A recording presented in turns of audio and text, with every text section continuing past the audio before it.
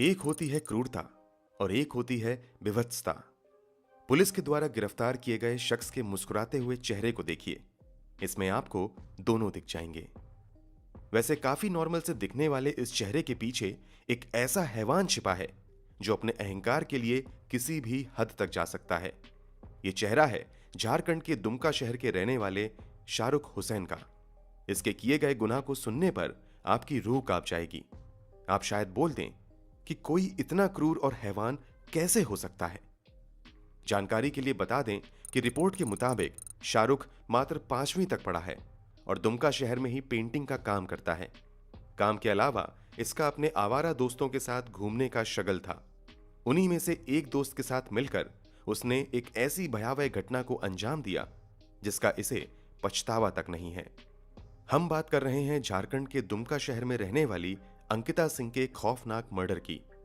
इस बच्ची का कसूर सिर्फ इतना था कि उसने शाहरुख को एक सिरफिरा आशिक समझकर मना कर दिया था। बीते कई महीनों आरोपी Shahrukh Hussain girls high school में पढ़ने वाली अंकिता सिंह को परेशान कर रहा था। उसे बार बार फोन करता और दोस्ती करने का दबाव बनाता।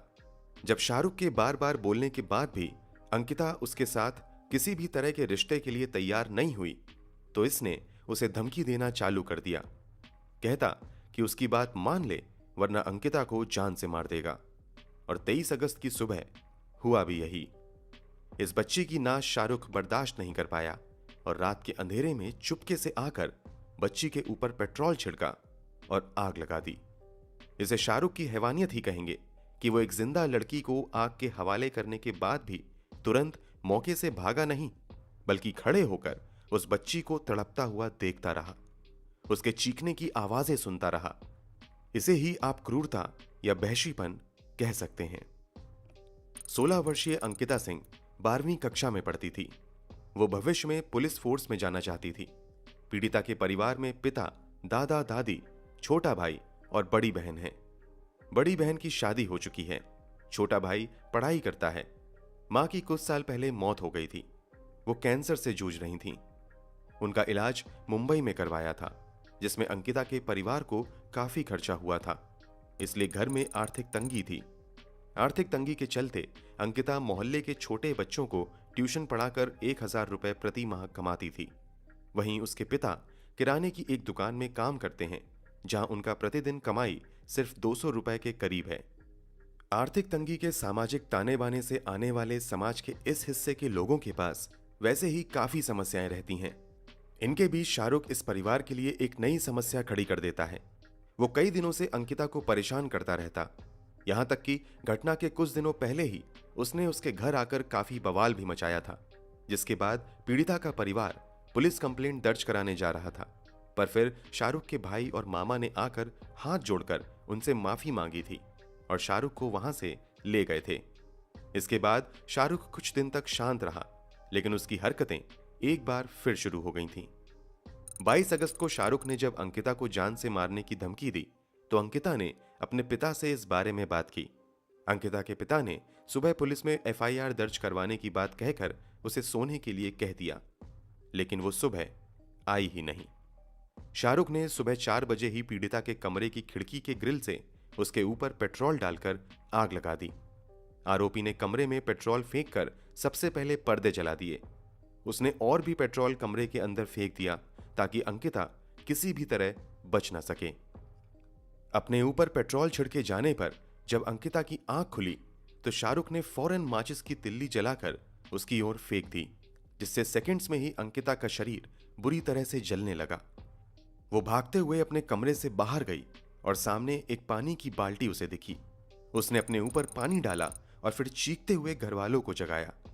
पीड़िता ने पुलिस को दिए गए बयान में बताया कि वो अपनी खिड़की के बाहर शाहरुख और उसके दोस्त छोटू खान उर्फ नईम आग लगाते हुए साफ देख सकती थी।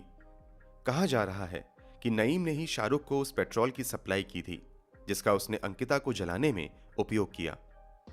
बुरी तरह झुलस चुकी अंकिता को उसके परिवार और पड़ोसियों द्वारा बचाया गया और उसे दुमका मेडिकल कॉलेज और अस्पताल ले जाया गया, जिसने आकलन किया कि वह 95% जली हुई है। अगले दिन अस्पताल ने अंकिता को Rajendra institute of medical sciences यानी RIMS के लिए रेफर कर दिया। ये झारखंड का सबसे बड़ा अस्पताल है और यहां भी 5 दिनों तक अंकिता को बचाने की काफी कोशिश की गई, पर क्योंकि उसका शरीर 95% जल चुका था, इलाज के दौरान ही उसकी मौत हो गई। इतनी खौफनाक घटना को अंजाम देने के बाद भी आरोपी शाहरुख के चेहरे पे शिकन तक नहीं आई और वो वहीं खड़ा होकर सिर्फ तमाशा देखता रहा।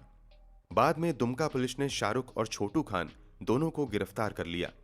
पुलिस को दिए गए अपने आखिरी बयान में अंकिता ने अपनी हालत के लिए शाहरुख को जिम्मेदार ठहराते हुए यह इच्छा जाहिर की कि उसके आरोपी को फांसी की सजा दी जाए। सच पूछा जाए तो यह सजा भी इस दरिंदे के लिए काफी कम होगी। अंकिता ने अपने बयान में शाहरुख के बारे में बताया कि इलाके की लड़कियों से बदतमीजी और छेड़छाड़ करना उसका रोज का काम था। फिर किसी तरह उसने अंकिता का मोबाइल नंबर निकाल लिया और उसे कॉल और मैसेज करने लगा। उसने घटना के करीब 10 दिन पहले से अंकिता के मोबाइल पर फोन करके उसे अपना दोस्त बनने के लिए जिद करने लगा। बकौल अंकिता, शाहरुख ने मुझे 22 अगस्त यानी घटना वाली रात करीब 8 बजे फोन किया और मुझसे कहा कि अगर मैंने उससे बात नहीं की तो वो मुझे मार डालेगा। मैंने अपने पिता को धमकी के बारे में बताया, जिसके बाद उन्होंने मुझे आश्वासन दिया कि वह मंगलवार को उस व्यक्ति के परिवार से बात करेंगे। मंगलवार की सुबह मुझे अपनी पीठ पर दर्द महसूस हुआ और मुझे कुछ जलने की गंध आ रही थी। आंख खुली तो मैंने शाहरुख और उसके दोस्त को भागते हुए पाया। मैं दर्द से कराहने लगी और अपने पिता के कमरे में चली गई। मेरे पिता ने आग बुझाई और मुझे अस्पताल ले गए। मामले की गंभीरता को देखते हुए पूरे दुमका में धारा 144 लागू कर दी गई। राज्य सरकार ने इस मामले की पूरी जांच करने के लिए एक स्पेशल इन्वेस्टिगेशन टीम यानी SIT बनाई जाने का फैसला भी किया। मामले की सुनवाई को फास्ट ट्रैक कोर्ट में किए जाने की मांग भी की गई। इसी बीच झारखंड हाई कोर्ट ने भी इस अत्यंत भयावह घटना का स्वतः संज्ञान लेते हुए प्रदेश की सरकार को यह आदेश दिया कि वो लड़की के परिवारजनों को सुरक्षा मुहैया कराएं। झारखंड के मुख्यमंत्री हेमंत सोरेन ने भी घटना पे दुख जताते हुए अंकिता के परिवार को 10 लाख का मुआवजा देने का ऐलान किया। अंकिता के परिवार ने 10 लाख की इस राशि के बारे में कहा है कि काश सरकार ने ये पैसे अभी देने की बजाय अगर उनकी बेटी के इलाज के दौरान दिए होते तो शायद आज वो जिंदा होती। पर सवाल उठता है कि क्या इस हादसे को पूरी तरह से टाला जा सकता था? क्या आरोपी शाहरुख को ऐसा कदम उठाने से रोका जा सकता था? और क्या भविष्य में इतनी खौफनाक घटना को फिर से अंजाम देने से रोका जा सकता है? जवाब है हां। यह पूरा क्राइम एक स्टॉकर माइंडसेट से प्रभावित युवक द्वारा किया गया एक जघन्य अपराध है। यह ऐसी मानसिकता है जिसमें कुछ लोग लड़कियों और औरतों को दोस्ती और प्यार के बहाने अप्रोच करते हैं। किसी को अप्रोच करना क्राइम तो नहीं, लेकिन जब लड़की के बार बार मना करने के बावजूद भी उसे परेशान किया जाता रहे तो इस मानसिकता की बू आती है। यह वही मानसिकता है जो हर साल हजारों लड़कियों और औरतों का जीना और घरों से बाहर निकलना मुश्किल कर देती है। कई बार समाज या परिवार के डर से लड़कियां इस बारे में या तो बात नहीं कर पाती या जब तक वो ये बात बता पाती हैं काफी देर हो चुकी होती है। अंकिता सिंह का केस इस मानसिकता का एक अप्रतिम उदाहरण है। भारत काफी तरक्की कर गया है, लेकिन औरतों के प्रति अपने नजरिए को पूरी तरह सुधारने में आज तक कामयाब नहीं हो पाया है। समाज में आज भी औरतों के खिलाफ ऐसे जघन्य अपराध देखने को मिल जाते हैं जो आम इंसान का समाज और कानून पर से भरोसा उठा देते हैं। इसका सबसे बड़ा कारण है यहां का सिस्टम। क्या कभी यहां पर लड़कों के माता पिता या टीचर उनसे कभी इस बारे में बात करते हैं कि उन्हें कंसेंट समझ में आती है या नहीं?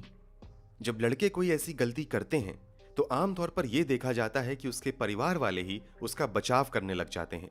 अगर वो कोई रसूखदार परिवार से आता है तब तो पूरा सिस्टम ही उसका बचाव करने उठ खड़ा होता है। ऐसे में सवाल बहुत बड़ा है कि क्या भविष्य में ऐसी घटनाएं ना हो, इसके पुख्ता इंतजाम किए गए हैं? जब तक इन सवालों के जवाब नहीं मिल जाते हैं तब तक यह दुमका का हादसा बदकिस्मती से अपने आप को दोहराता रहेगा।